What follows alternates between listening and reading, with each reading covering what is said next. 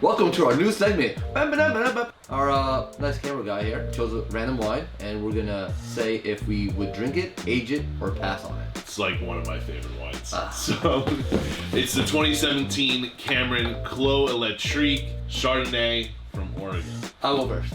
It definitely can age. Asking me, I would drink this wine now. I'll take like 4 or 5 hours on this, drink it by itself, because it's very much like white burgundy, and it's fantastic wine. Cameron is one of my favorite American Chardonnay producers. These guys specifically are made in a very Burgundian style in a place like Oregon where Burgundian style wines are what they're most known for. And at 2017, riding that 5-year age period, this is the beginning of the drinking window for me. Yes, you could age it for another year or two, but I mean, it's prime time. What'd you do? Age or drink? I'm drinking. What do you guys think? Do you think you would drink it, age it, or pass on the 2017 Cameron Khloe Electrique Chardonnay?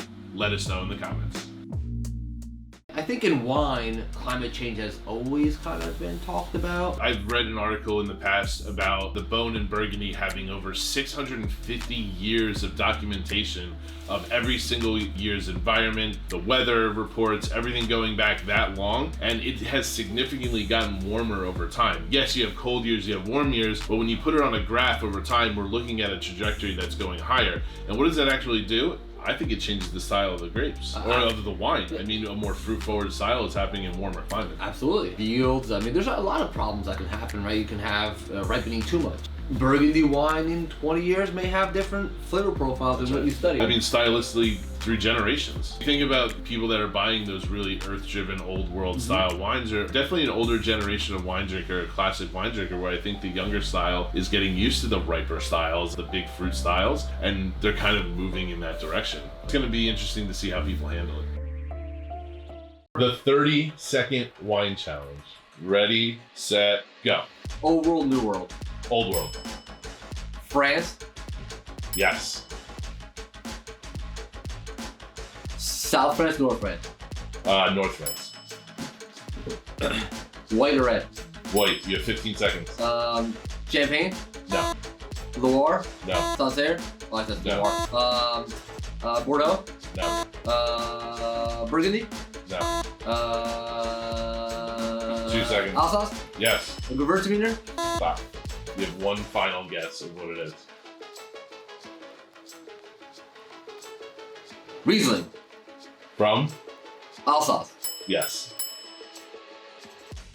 Why vintage is so important? The first thing you guys need to know about is that wine is very fidgety. Grapes are very delicate, and they take on to the atmosphere, the terroir, the environment that they're grown in very well. That's why every year, each wine can taste significantly different from vintage to vintage, just depending on how much it rained, how hot it was in the summer, how cold it was in the fall, how cold it was in the spring. And all these things matter to make a really great vintage or a really poor vintage. I just know that 05, if you see it, you buy it. But the biggest vintage worldwide and the most collectible worldwide vintage that I can think of is 2005 Bordeaux. And I think one of the main reasons it gets its popularity, one, like I said, perfect budding season in the spring, a really dry summer, and then a perfect harvest that happens in the fall. Now that's 2022, and you go to a store and there's 05 on the shelf. You know, some people are like, how long has that been here? Like, I'm telling you, buy it. It's still gonna be slamming. We're here to blind taste, and I'm really excited. Me too, actually. So what do you see on the color to start with? It's like lipstick purple. Which kind of narrows me down to some grapes. Yeah, so what do we get on the nose here? Dried plum, hint of like some type of licorice-y kind of thing going on.